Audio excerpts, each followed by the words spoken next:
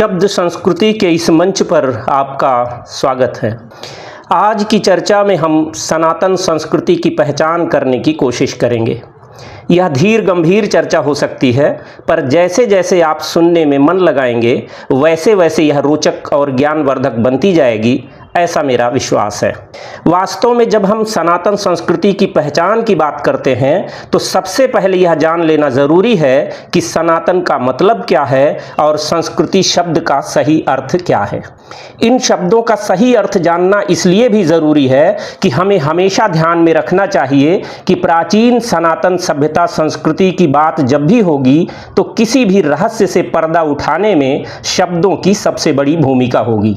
सनातन संस्कृति में कोई शब्द बेमतलब का कभी नहीं रहा है और जिस शब्द का संस्कृत व्याकरण की दृष्टि से जो अर्थ बनता है वह शब्द वास्तव में अतीत में उसी अर्थ में प्रयोग भी होता रहा है। उदाहरण के लिए सनातन संस्कृति के सबसे प्राचीन शब्द वेद को लें। आज हम वेद का मतलब 4 पुस्तकें मात्र समझ लेते हैं, पर वास्तव में वेद शब्द का किसी पुस्तक से कोई लेना देना नहीं है। वेद की परिधि में जो चीजें आती थीं उनको हमने जिल्द में बांधकर पुस्तक का रूप दे दिया, वह एक अलग बात है, पर वेद शब्द के अर्थ में पुस्तक का संदर्भ कहीं भी शामिल नहीं है।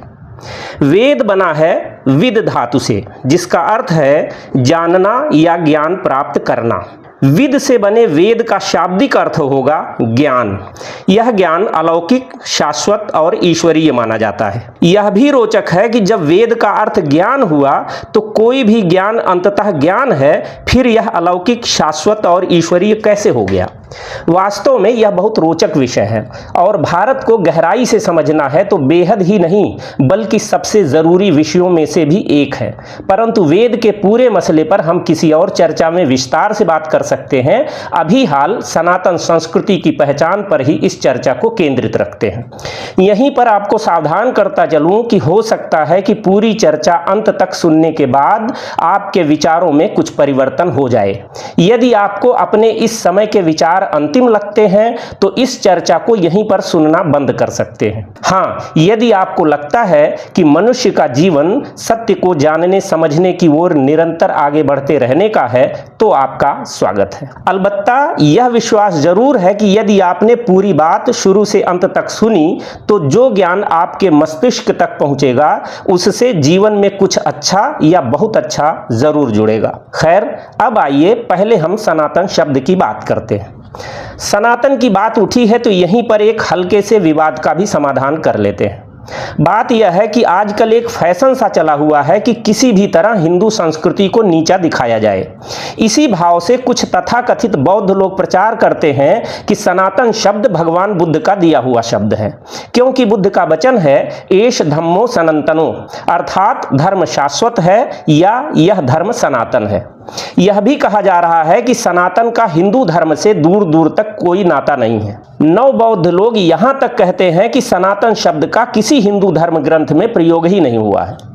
यहाँ एक बात तो सही है कि बुद्ध सनातन का प्रचार कर रहे थे, क्योंकि वे सदा सर्वदा के लिए सत्य रहने वाली बात की बात कर रहे थे। चूंकि हिंदू संस्कृति में कुरीतियां आ गई थीं तो वे कुरीतियों को दूर कर धम्मम शरणम गच्छामि की बात कर रहे थे कि गलत बातें छोड़ो और वास्तविक धर्म को अपनाओ। तो बुद्ध किसी धर्म का विरोध नहीं कर रहे थे बल्कि सच्चे धर्म की, सनातन धर्म की पहचान करवा रहे थे। हिंदुओं से बौद्धों को लड़वाने की जो लोग बात करते हैं वे दरअसल असली बौद्ध नहीं हैं। ये लोग प्रतिक्रिया में डॉक्टर अंबेडकर के बौद्ध मत को स्वीकार करने के कारण अकल के बजाय केवल नकल में बौद्ध बने, और कुछ लोग तो बिना बौद्ध बने ही दलितों के नेता के तौर पर बौद्ध मत की बात करते हैं। अंबेडकर तो खैर महान व्यक्तित्व थे, उनकी बातें अनुभवजन्य थीं, उनकी प्रतिक्रियाएं स्वाभाविक थीं। अंबेडकर किसी नफरत के कारण हिंदुओं की कुरीतियों की बात नहीं कर रहे थे, पर आजकल के दलित उद्धार का आंदोलन चलाने वाले ज्यादातर नेता नफरती जीव हैं और बौद्धों को हिंदुओं के खिलाफ खड़ा करने का एजेंडा चलाने के लिए बेसिर पैर का बयान देते रहते हैं। व्हाट्सएप के बाद आजकल ट्विटर या कहें यक्स यूनिवर्सिटी के ज्ञान का दौर आ गया है। हाल यह है कि कुछ लोग परले दर्जे का मूर्खतापूर्ण प्रचार कर रहे हैं कि नालंदा विश्वविद्यालय को बख्तियार खिलजी ने नहीं बल्कि 2 ब्राह्मणों ने जाकर जला दिया था। इन एजेंडाधारी इतिहास विशेषज्ञों को इतना भर भी नहीं पता कि नालंदा उस समय बना जब सनातन संस्कृति की वापसी हो रही थी और नालंदा में हिंदू, बौद्ध, जैन तीनों ही दर्शन प्रमुखता से पढ़ाए जाते थे। वेदों की शिक्षा नालंदा में प्रमुखता से दी जाती थी। इसके अलावा 10,000 विद्यार्थियों की मौजूदगी जहां हो वहां 2 ब्राह्मण जाकर इतने विशालकाय परिसर को खुलेआम जला दें, यह ही अपने आप में हास्यास्पद है। नालंदा का जैसा परिसर था, बिना कब्जा किए उसे जलाना ही असंभव काम था, पर एजेंडाधारियों को सच से क्या मतलब। यहां यह भी जानना रोचक है कि बौद्ध होने की एक शर्त यह भी है कि किसी नफरती भाव से आप बौद्ध नहीं हो सकते। इसी नाते जो असली बौद्ध हैं वे हिंदू संस्कृति का ही हिस्सा खुद को मानते हैं और नफरत फैलाने की बात नहीं करते। अब इस बात का प्रमाण देखिए कि कैसे सनातन शब्द का बुद्ध से बहुत पहले हमारे सबसे प्राचीन ग्रंथ ऋग्वेद में प्रयोग हुआ है। इसके बाद अथर्ववेद सनातन शब्द की शानदार व्याख्या करते हुए कहता है, सनातनम एनम आहुर्ताद्य स्यात् पुनवः अहोरात्रे प्रज्ञायते अन्यो अन्यस्य रूपयोः। अर्थात सनातन उसको कहते हैं जो कभी पुराना न हो, सदा नया रहे, जैसे रात दिन का चक्र सदा नया रहता है। सनातन शब्द का अर्थ है सदा एक सा रहने वाला, इसीलिए ईश्वर को भी सनातन कहते हैं। सनातन धर्म का अर्थ है वह धर्म या वे नियम जो कभी बदले नहीं, सदा एक से रहें। वेदों के बाद महाभारत जैसे तमाम ग्रंथों में सनातन शब्द का अनेक बार उल्लेख हुआ है। महाभारत की ही बात करें तो यह भी बौद्ध धर्म से बहुत पहले का है। महात्मा बुद्ध का जन्म 563 ईसा पूर्व में हुआ था और उनका महापरिनिर्वाण 483 ईसा पूर्व में हुआ, जबकि बहुत कम करने के बाद भी महाभारत का रचना काल 3100 ईसा पूर्व से लेकर 1200 ईसा पूर्व के बीच माना जाता है। महाभारत के शांति पर्व में स्पष्ट रूप से मिलता है कि एष धर्मः सनातनः, अर्थात यह धर्म सनातन है। भगवत गीता के अध्याय 11 श्लोक 18 में अर्जुन श्री कृष्ण को संबोधित करते हुए कहते हैं, त्वम अक्षरम परमं वेदितव्यम त्वमस्य विश्वस्य परम निधानम त्वम अव्ययः शाश्वत धर्म गोप्ता सनातनस्त्वम पुरुषो मतो में। अर्थात हे प्रभु, आप सनातन पुरुष हैं। सनातन का मूल वेदों में है और यह बहुत बाद का शब्द नहीं है। यह भी रोचक है कि इसका अर्थ आज तक यथावत है। सनातन शब्द 2 शब्दों से मिलकर बना है, सदा और तन, या कहें सदा धन तन बराबर सनातन। अब यह रोचक प्रश्न जरूर आपके मन में आ सकता है कि सदा और तन मिलकर तो सदा तन बनना चाहिए, फिर सनातन कैसे। यह व्याकरण की गहराई में उतरने वाली बात हुई कि कैसे सदा में ट्युल और तुट प्रत्यय लगते हैं और निपात के बाद दा का ना हो जाता है। बहरहाल हम इसके अर्थ की ओर चलते हैं। सदा का अर्थ है हमेशा या अनादिकाल से। तन का अर्थ है रहना या होना। तन का मतलब शरीर भी है और तन अस्तित्व का विस्तार भी है। इस प्रकार सनातन का शाब्दिक अर्थ है जो हमेशा से है या जो अनादि और अनंत है। यह शब्द उन सिद्धांतों, मूल्यों और विचारों को संदर्भित करता है जो समय, स्थान और परिस्थिति से परे हैं। सनातन शब्द का प्रयोग मुख्य रूप से सनातन धर्म के संदर्भ में किया जाता है, जिसे हिंदू धर्म के रूप में भी जाना जाता है। हिंदू धर्म को संप्रदाय के बजाय धर्म और सनातन क्यों कहा जाता है? क्योंकि इसमें कुछ ऐसी बातें हैं जो सनातन शब्द के हिसाब से ठीक बैठती हैं, जिसे आप यजुर्वेद वाले उदाहरण से समझ सकते हैं। जो कुरीतियां हैं उन्हें आप सनातन नहीं कह सकते। इसीलिए महात्मा बुद्ध कुरीतियों को दूर करके शुद्ध सनातन धर्म की पहचान की बात कर रहे थे। हालांकि सनातन धर्म केवल एक धर्म या पंथ नहीं है, बल्कि एक जीवन शैली है। इसकी कुछ प्रमुख विशेषताएं अगर आप देखना चाहें तो इस प्रकार से देख सकते हैं। पहली बात कि यह अनादि और अनंत है। सनातन धर्म का कोई संस्थापक नहीं है और ना ही इसकी कोई निश्चित शुरुआत है। यह माना जाता है कि यह ज्ञान अनादिकाल से चला आ रहा है और हमेशा रहेगा। दूसरी बात कि यह सार्वभौमिक सत्य है। यह धर्म सार्वभौमिक सिद्धांतों पर आधारित है, जैसे सत्य, अहिंसा, दया और परोपकार। ये सिद्धांत किसी धर्म विशेष या संप्रदाय तक सीमित नहीं है। तीसरी बात कि यह सही अर्थों में विकासवादी है। सनातन धर्म एक निश्चित किताब या सिद्धांत तक सीमित नहीं है। यह समय के साथ विकसित होता रहा है और विभिन्न विचारों और दर्शनों को आत्मसात करता रहा है। चौथी बात कि इसमें बहुदेववाद से एकेश्वरवाद तक सब कुछ समाहित है। यह धर्म बहुदेववाद से लेकर एकेश्वरवाद तक विभिन्न प्रकार के विश्वासों को स्वीकार करता है। आपकी दृष्टि जहां तक जाए, आप सत्य को उतने रूपों में देख सकते हैं। पांचवी बात कि यह पुनर्जन्म और कर्म सिद्धांत में विश्वास करता है। इसके अनुसार व्यक्ति के कर्म उसके अगले जन्म को निर्धारित करते हैं। हम वर्तमान में जो कुछ हैं उसमें पूर्व का प्रारब्ध योगदान दे रहा है। अलल टप में कुछ नहीं है, सब कुछ के पीछे कार्य कारण सिद्धांत है। सनातन संस्कृति की पहचान से पहले यहीं पर आप यह याद कर सकते हैं कि हमारे महापुरुष सनातन के बारे में क्या कहते हैं। स्वामी विवेकानंद ने सनातन धर्म को असीम सत्य और मानव चेतना के विकास के रूप में व्याख्यायित किया। उन्होंने कहा कि सनातन धर्म कोई संकीर्ण धर्म नहीं है, बल्कि एक जीवन शैली है जो मानव को अपने भीतर के दिव्यत्व को जागृत करने में मदद करती है। महात्मा गांधी ने सनातन धर्म को अहिंसा, सत्य और मानव सेवा के रूप में परिभाषित किया। उन्होंने कहा कि सनातन धर्म का सबसे बड़ा सिद्धांत मानव सेवा है और सच्ची भक्ति ईश्वर को नहीं बल्कि मानव को समर्पित है। महर्षि अरविंद ने सनातन धर्म को मानव चेतना के विकास और सृष्टि के रहस्य के रूप में व्याख्यायित किया। उन्होंने कहा कि सनातन धर्म केवल एक धार्मिक सिद्धांत नहीं है, बल्कि एक वैज्ञानिक दृष्टिकोण है जो मानव को अपनी अंतरात्मा को समझने में मदद करता है। गुरुदेव रविंद्रनाथ टैगोर ने सनातन धर्म को सत्य, सौंदर्य और ईश्वर के प्रेम के रूप में परिभाषित किया। उन्होंने कहा कि सनातन धर्म का सबसे बड़ा सिद्धांत प्रेम है और सच्चा धर्म प्रेम से ही उत्पन्न होता है। बीती सदी में जो सबसे बड़े समाज सुधारक और विद्वान हुए हैं वे हैं महर्षि दयानंद सरस्वती। दयानंद सरस्वती जी को तो खैर इस युग में वेदों और सनातन धर्म का उद्धारक ही माना जाता है। उनका लिखा जो भी आप पढ़ेंगे वह सनातन संस्कृति की ही एक तरह से व्याख्या है। निष्कर्ष यह है कि सनातन धर्म केवल एक धर्म नहीं बल्कि एक जीवन शैली है जो मानव को अपने भीतर के दिव्यत्व को जागृत करने में मदद करती है। यह सार्वभौमिक सत्य, अहिंसा और प्रेम के सिद्धांतों पर आधारित है और समय के साथ विकसित होता रहा है। इसी नाते सनातन को आप सिर्फ हिंदू तक सीमित नहीं कर सकते। सनातन कोई मजहब या संप्रदाय नहीं है। यहाँ धर्म शब्द का प्रयोग मैं नहीं कर रहा हूं क्योंकि धर्म का अर्थ मजहब या संप्रदाय होता ही नहीं। प्रगतिशील लोगों ने धर्म को मजहब या संप्रदाय कह कहकर इसे बदनाम किया है और भ्रम फैलाया है। सनातन अपने भाव में सदा सर्वदा के लिए अस्तित्वमान स्थिति है और व्यवहार में यह संस्कृति है। जिस मजहब या संप्रदाय में जितना कुछ सत्य है, सदा रहने वाला है, शाश्वत सार्वभौम भाव वाला है, वह सब वास्तव में सनातन है। यहां फिर याद दिलाता चलूं कि अभी हमने बस सनातन का अर्थ समझा है। सनातन संस्कृति की व्यावहारिकता में पहचान हम संस्कृति का अर्थ समझ लेने के बाद करेंगे, इसलिए लगभग आधे घंटे का धैर्य आप बनाए रखिए। और अब आइए संस्कृति शब्द का रहस्य संक्षेप में समझते हैं।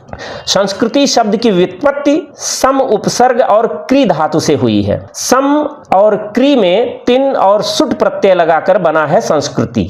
सम उपसर्ग का अर्थ है सम्यक या भलीभांति या पूर्णता के साथ। क्री धातु का अर्थ है करना या निर्माण करना।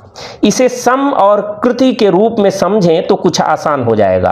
अर्थ यह हुआ कि ऐसी कृति जो सम्यक रूप से यानी सोच विचार कर अच्छी तरह से की गई हो। इस प्रकार संस्कृति का शाब्दिक अर्थ है भली भांति किया गया या परिष्कृत करना। यह शब्द उन सभी विचारों, मूल्यों, कलाओं और जीवन शैलियों को समाहित करता है जो किसी समाज को सभ्य और उन्नत बनाते हैं, परिष्कृत करते हैं। संस्कृति एक व्यापक और गतिशील अवधारणा है जो किसी भी मानव समाज की पहचान होती है। इसे प्रायः लोग केवल कला, संगीत या साहित्य तक सीमित कर देते हैं, परंतु इसमें लोगों के जीने का तरीका, उनके विश्वास, नैतिकता, कानून, रीति रिवाज और ज्ञान भी शामिल होते हैं। यह एक पीढ़ी से दूसरी पीढ़ी को हस्तांतरित होती है। यूं दो भागों में आप विभाजित भी करके देख सकते हैं। पहला विभाग हो सकता है भौतिक संस्कृति यानी मटेरियल कल्चर। इसमें वे सभी मूर्त वस्तुएं शामिल हो सकती हैं जिनका निर्माण मनुष्य करता है, जैसे कलाकृतियां, वास्तुकला, उपकरण, वस्त्र और प्रौद्योगिकी। दूसरा विभाग हो सकता है अभौतिक संस्कृति यानी नॉन मटेरियल कल्चर। इसमें वे अमूर्त विचार और विश्वास शामिल हो सकते हैं जो किसी समाज को परिभाषित करते हैं, जैसे कि मूल्य, वैल्यूज, मान्यताएं, बिलीफ्स, भाषा, धर्म, परंपराएं, कानून और नियम। संस्कृति किसी समाज के सदस्यों को एक दूसरे से जोड़ती है और उन्हें एक साझा पहचान प्रदान करती है। यह समाज के विकास और प्रगति के लिए एक मार्गदर्शक का कार्य करती है। यह निरंतर बदलती रहती है और नए विचारों और नवाचारों को आत्मसात करती रहती है। संस्कृति केवल बाहरी जीवन शैली नहीं है, बल्कि मनुष्य के विचार, आचरण, मूल्य और जीवन की उच्चतर दिशा का नाम है। संस्कृति का मूल तत्व यह है कि मनुष्य अपने स्वार्थ से ऊपर उठकर व्यापक कल्याण की ओर अग्रसर हो। इतना समझ लेने के बाद अब मूल बात पर आते हैं कि सनातन संस्कृति की व्यावहारिक पहचान क्या है। यह सदियों से भारतीय समाज के जीवन व्यवहार में कैसे उतरती चली आई है। सनातन संस्कृति की पहचान का सवाल वास्तव में आसान और कठिन दोनों है। आसान इसलिए है कि सनातन संस्कृति का उत्स यानी स्रोत बहुत स्पष्ट है और इसे इसके स्रोत से देखने की सहज कोशिश करें तो इसकी विराटता का रहस्य परत दर परत आसानी से खुलता चला जाता है। इसके विपरीत यदि सांस्कृतिक पहचान का यह सवाल काफी जटिल लगता है तो इसलिए कि सनातन परिवेश में जन्मे विभिन्न मत, पंथ या संप्रदाय सनातन संस्कृति की अपने अपने हिसाब से अलग अलग परिभाषाएं करते हैं। इस देश के बुद्धिजीवियों की भी इस मुद्दे पर अलग अलग स्थापनाएं हैं। पश्चिमी शिक्षा दीक्षा वाले विद्वान, बुद्धिजीवी, इतिहासकार वगैरह तो कुछ ज्यादा ही आत्मविश्वास के साथ इस मुद्दे पर अपने विचार व्यक्त करते हैं और निश्चित रूप से इस सवाल को और जटिल बना देते हैं।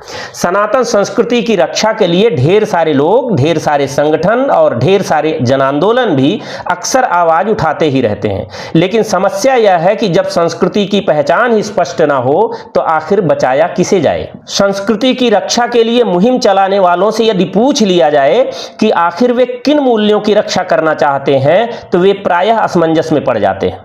कोई सनातन संस्कृति के लिए एक शब्द देना चाहता है संयम, और इसको लेकर जोरदार और लुभावना भाषण दे डालता है। कोई कहता है कि हमारी संस्कृति की पहचान त्याग के रूप में होती है। किसी का विचार है कि सनातन संस्कृति के मूल में दया, करुणा, अहिंसा जैसे मूल्य हैं। इसी तरह से अपने को समझदार समझने वाले हर व्यक्ति और हर संप्रदाय की संस्कृति को लेकर अलग अलग मान्यताएं हैं। यहां ध्यान देने वाली एक बात जरूर है कि सांस्कृतिक पहचान के मामले में ये सभी विचार व मान्यताएं अलग अलग होते हुए भी एक दूसरे के विपरीत नहीं हैं। सब कहीं न कहीं से भावनात्मक स्तर पर एक ही अंतरधारा में प्रवाहित होते हुए दिखाई देते हैं।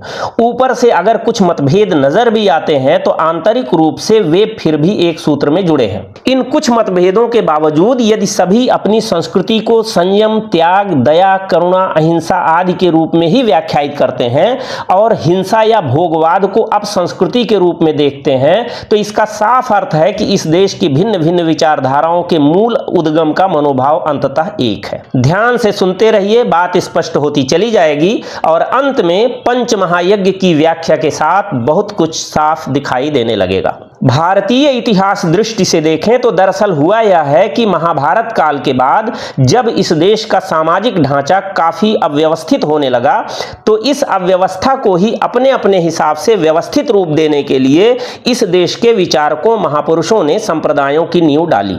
छिन्न भिन्न होते सांस्कृतिक पहचान के एक लंबे दौर में अलग अलग संप्रदायों और विचारशील लोगों के लिए समग्रता में अपनी सांस्कृतिक विरासत की पहचान मुश्किल हुई तो उन्होंने उन्होंने अपने अपने हिसाब से इसके सिर्फ कुछ अंगों को ही लेकर उन्हें अपनी मौलिक व्याख्याएं दी और उन्हें ही संस्कृति का समग्र रूप कहकर प्रचारित किया। कहने का अर्थ यह है कि संयम, त्याग, अहिंसा, दया, करुणा आदि सनातन संस्कृति के मूल उत्स और समग्र रूप की पहचान नहीं कराते, बल्कि ये सब हमारी संस्कृति के विराट रूप के सिर्फ कुछ उदात्त मूल्य या अंग भर हैं। सनातन संस्कृति की पहचान हर तरह की रूढ़ियों से मुक्त होकर सहजता से करने की कोशिश करें तो हमें इसकी शुरुआत वेदों से करनी पड़ेगी।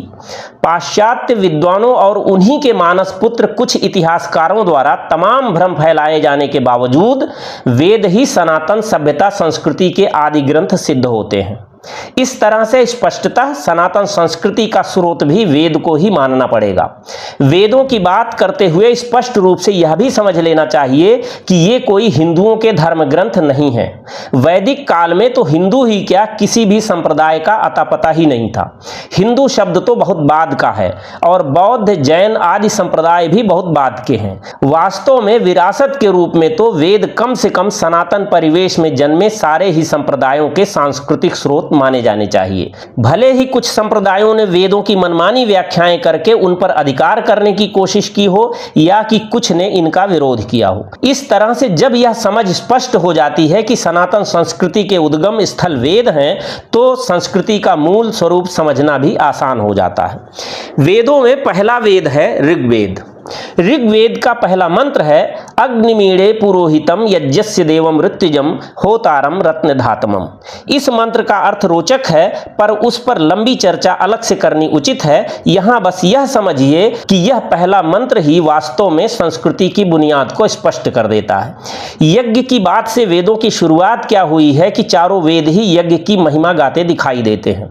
वास्तव में वेदों में जो कुछ भी कहा गया है उस सब का उद्देश्य यज्ञ ही है। यज्ञ के इतने रूप और इतनी व्यापकता है कि तमाम विद्वानों ने इसका मर्म न समझकर वेदों को निरा स्थूल कर्मकांडों का व्यवस्था ग्रंथ मात्र घोषित कर दिया। लेकिन सच्चाई यह है कि यज्ञ का मूल भाव समझ लिया जाए तो स्पष्ट समझ में आएगा कि सनातन संस्कृति को एक शब्द में समाहित करने के लिए उसे यज्ञ ही कहना सबसे अधिक उचित होगा। और यज्ञ के अर्थ का रहस्य जानना तो खैर अद्भुत ही है। थोड़े गहरे विचारों में उतरेंगे तो इस उपपत्ति के इति सिद्धम तक आप आसानी से पहुंचने लगेंगे। यज्ञ शब्द संस्कृत के यज धातु से बना है और इसका अर्थ निकलता है देव पूजा, संगतिकरण और दान। इन तीनों शब्दों को थोड़ा और स्पष्ट करें तो चर अचर संपूर्ण जगत में चल रहे स्थूल या सूक्ष्म क्रिया और व्यवहार की सुंदर व्याख्या होने लगती है। थोड़ा ध्यान देंगे तो पता चलेगा कि इस पूरे संसार में तीन तरह की स्थितियां बनती हैं। या तो कोई बड़ा होगा, या बराबरी पर होगा, अथवा छोटा होगा। ये तीनों स्थितियां जड़ चेतन सभी पर लागू होती हैं और शक्ति या गुण किसी भी स्तर पर हो सकती हैं। इस तरह से जो किसी स्तर पर बड़ा होगा या कहें कि किसी न किसी रूप में वह दाता की स्थिति में होगा, जाहिर है उसे देने वाला या देव कहा जाएगा और वह पूजा या आदरणीयता का सहज अधिकारी होगा। जो बराबर पर होगा वह संगतिकरण या तालमेल का सहज अधिकारी होगा और जो छोटा होगा तो वह कुछ पाने का अर्थात दान लेने का सहज अधिकारी होगा ही, यह हम समझ सकते हैं। जड़ जगत का एक उदाहरण लेकर इसे आसानी से समझा जा सकता है।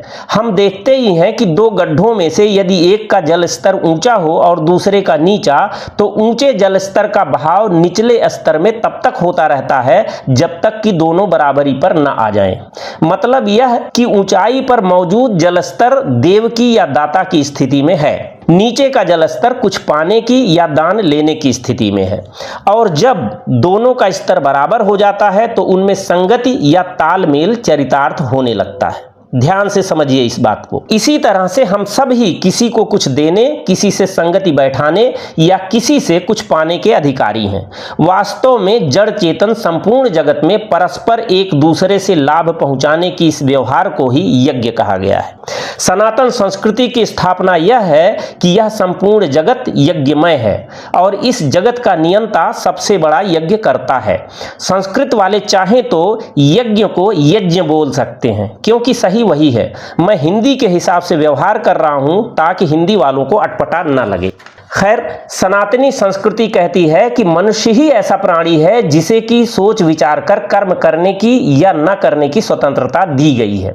इसलिए इसे चाहिए कि सृष्टि में सहज भाव से चल रही यज्ञमयता से प्रेरणा लेकर अपने कर्मों को भी यज्ञमय बनाए। मनुष्य के संदर्भ में यज्ञ की परिभाषा है यज्ञों वै श्रेष्ठतमम कर्मः, अर्थात श्रेष्ठतम कर्म ही यज्ञ है। यज्ञीय कर्मों को ज्ञान यज्ञ, कर्म यज्ञ और उपासना यज्ञ के वर्गीकरण से और स्पष्टता दी गई है। इस वर्गीकरण से ही सामान्य व्यवहार से लेकर विज्ञान की बड़ी बड़ी उपलब्धियां तक नियंत्रित हो जाते हैं। लेकिन यहाँ यह अच्छी तरह समझ लेना चाहिए कि चाहे सामान्य व्यवहार हो या विज्ञान की कोई उपलब्धि, कोई भी कर्म यज्ञ तभी बनता है जबकि उसमें श्रेष्ठतम भाव हो, अर्थात स्वार्थ यानी स्वार्थ से ऊपर उठकर परस्पर एक दूसरे को लाभ पहुंचाने का लोक कल्याणकारी भाव हो। परस्पर एक दूसरे को लाभ पहुंचाने के इस लोक कल्याणकारी भाव या कहें श्रेष्ठतम कर्म की साधना के लिए प्राचीन सनातन संस्कृति में पंच महायज्ञ की व्यवस्था दी गई थी। यह एक महत्वपूर्ण बात है कि यज्ञों की विशाल श्रृंखला में से मनुष्य की सामान्य दिनचर्या में शामिल बहुत कम समय में संपन्न होने वाले सिर्फ 5 यज्ञों को महायज्ञ कहा गया है। तो इसकी खास वजह है। दरअसल ब्रह्म यज्ञ, देव यज्ञ, बलि वैश्यदेव यज्ञ, अतिथि यज्ञ और पितृ यज्ञ के नाम से प्रचलित ये यज्ञ ही मनुष्य को सही मायने में मनुष्य बनाते हैं। इन यज्ञों को इनकी मूल भावना के साथ व्यवहार में उतारने का ही परिणाम था कि भारत हजारों वर्षों तक संपूर्ण संसार के लिए एक उदात्त संस्कृति का प्रचारक और आदर्श बना रहा। पंच महायज्ञ की व्याख्या के साथ सनातन संस्कृति की पहचान एकदम स्पष्ट हो जाती है। पहले ब्रह्म यज्ञ को लें। ब्रह्म यज्ञ में स्वाध्याय और संध्या ये 2 मुख्य चीजें शामिल हैं। स्वाध्याय का अर्थ है स्व का अध्याय अर्थात स्वयं का अध्ययन तथा सुअध्याय अर्थात जो कुछ स्वयं से इतर बेहतर है उसका अध्ययन। स्वाध्याय के द्वारा मनुष्य स्वयं के आचरण की समीक्षा तथा अच्छी अच्छी पुस्तकों आदि से ज्ञान प्राप्त करके कर्म की श्रेष्ठता संपादित करता है। संध्या के द्वारा मनुष्य प्रतिदिन दोनों संधि बेलाओं में जिसकी अनुकंपा से यह शरीर मिला है उस सृष्टि निर्माता परम शक्ति को समर्पित होकर अपने अहम भाव को नष्ट करता हुआ लोक कल्याणकारी कर्म करने की संकल्प शक्ति धारण करता है। इस तरह से ब्रह्म यज्ञ का उद्देश्य है स्वाध्याय द्वारा ज्ञान प्राप्ति, प्रभु भक्ति और संकल्प संचय। दूसरे यज्ञ यानी देव यज्ञ के तहत अग्निहोत्र या हवन आता है। यह सामान्यतः समूह में किया जाने वाला यज्ञ है। मनुष्यों से लेकर जगत के विभिन्न भौतिक पदार्थों तक में परस्पर सामंजस्य बैठाकर कार्य संपादन की एक तरह से कला है देव यज्ञ। इसका एक सामान्य उद्देश्य यह है कि मनुष्य अपने विभिन्न कर्मों से जाने अनजाने पर्यावरण को जो कुछ भी नुकसान पहुंचाता है, इस यज्ञ के द्वारा उसे उसकी यथासंभव भरपाई भी करनी चाहिए। विभिन्न तरह के लाभकारी जड़ी बूटियों और गोघृत आदि के द्वारा किए गए अग्निहोत्र का आरोग्यकारी प्रभाव अब आधुनिक विज्ञानवेत्ताओं ने भी अच्छी तरह से प्रमाणित कर दिया है, यह हम सब जानने लगे हैं। तीसरे यज्ञ अर्थात बलि वैश्यदेव यज्ञ का उद्देश्य यह है कि मनुष्य जो कुछ भी अर्जित करता है उसमें मनुष्येतर प्राणियों का भी योगदान रहता है और इसलिए उसे स्वार्थी वृत्ति के वशीभूत नहीं रहना चाहिए।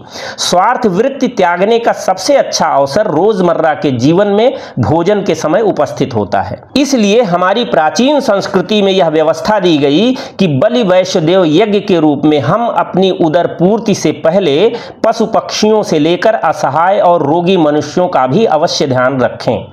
चींटी, कुत्ते, गाय आदि को आटा या रोटी देने की आज भी जारी सनातन परंपरा वास्तव में बलि वैश्यदेव यज्ञ का ही भूला बिसरा हुआ एक रूप है। चौथे यज्ञ के रूप में अतिथि यज्ञ का अनुष्ठान इस बात के लिए बनाया गया कि हम समाज के ज्ञानी अनुभवी लोगों का सम्मान करते हुए उनसे व्यवहार ज्ञान प्राप्त करें। अतिथि में बिना किसी निश्चित तिथि के आने का भाव तो है, पर ज्ञानी अनुभवी होना भी अतिथि के लिए जरूरी है। आज हम चाहे जिसको भी जिस तरह से अतिथि मान लेते हैं, प्राचीन सनातन संस्कृति में ऐसा नहीं था। और अंतिम 5वां पितृ यज्ञ इसलिए बनाया गया कि जिन लोगों ने हमें पाल पोस कर बड़ा किया उन पितरों अर्थात माता पिता और बड़े बुजुर्गों के प्रति हम सदैव कृतज्ञ रहें। आज जो हिंदू धर्म में मरने के बाद श्राद्ध तर्पण के रूप में पितृयज्ञ का अनुष्ठान किया जाता है, वह वास्तव में बुरा तो नहीं, पर वैदिक संस्कृति का विकृत रूप है। प्राचीन सनातन संस्कृति में श्राद्ध तर्पण मृतक का नहीं बल्कि जीवित पितरों के लिए किए जाने का विधान रहा है। श्राद्ध और तर्पण का आशय ही यह है कि श्रद्धा पूर्वक कृतज्ञ भाव से सेवा करके तृप्त करना। श्रद्धा पूर्वक सेवा करके तृप्त करना स्पष्टतः जीवित पितरों के लिए ही संभव हो सकता है। अपने मृत पितरों को याद करना बुरा नहीं है, पर आज का हाल कुछ वैसा ही है कि जियत बाप से दंगम दंगा, मरे बाप पहुंचावे गंगा। खैर, इस तरह से इस पंच महायज्ञ के अनुष्ठान से ही मनुष्य सही मायने में कर्म की श्रेष्ठता पर पहुंचता है। यह सनातन संस्कृति की मूल स्थापना है। इसीलिए मनु ने स्पष्ट कहा है, पंच महायज्ञेन यथाशक्ति न हापयेत, अर्थात पंच महायज्ञों के अनुष्ठान में जहां तक संभव हो अनवधान या आलस्य प्रमाद नहीं होना चाहिए। यहां तक कहा गया है कि जैसे हम नियमित सांस लेते हैं और भोजन करते हैं, वैसे ही हमें पंच महायज्ञों को भी आजीवन निभाना चाहिए। इन यज्ञों की अनिवार्यता के पीछे असली उद्देश्य यह है कि इन्हें आस्थापूर्वक व्यवहार में उतारने वाला मनुष्य स्वार्थ से हटकर लोक कल्याणकारी भाव से ही जीवन जिएगा और सही मायने में मनुष्य बनेगा। इस व्याख्या से यह स्पष्ट हो जाता है कि सनातन संस्कृति के त्याग, संयम, दया, करुणा, परोपकार आदि उदात्त मूल्य यज्ञ के मूल विचार से ही निश्रित होते हैं और सनातन संस्कृति की असली पहचान यज्ञ के रूप में स्थापित होती है। इस तरह सनातन संस्कृति का प्रस्थान बिंदु एक शब्द में कहा जाए तो वह है यज्ञ, या शुद्ध रूप में कहें तो यज्ञ। मनुष्य को विवेक नाम की चीज अंततः यज्ञं वै श्रेष्ठतमम कर्मम के लिए ही दिया गया है। अंतिम बात यह कि मैंने बस संकेत भर किया है। आप गहराई में उतरने की कोशिश करेंगे तो सनातन संस्कृति के भीतर अनगिनत हीरे मोती मिलेंगे। मेरे ख्याल से बात आपको जरूर समझ में आई होगी। आज बस इतना ही। धैर्यपूर्वक पूरी बात सुनने के लिए बहुत बहुत धन्यवाद।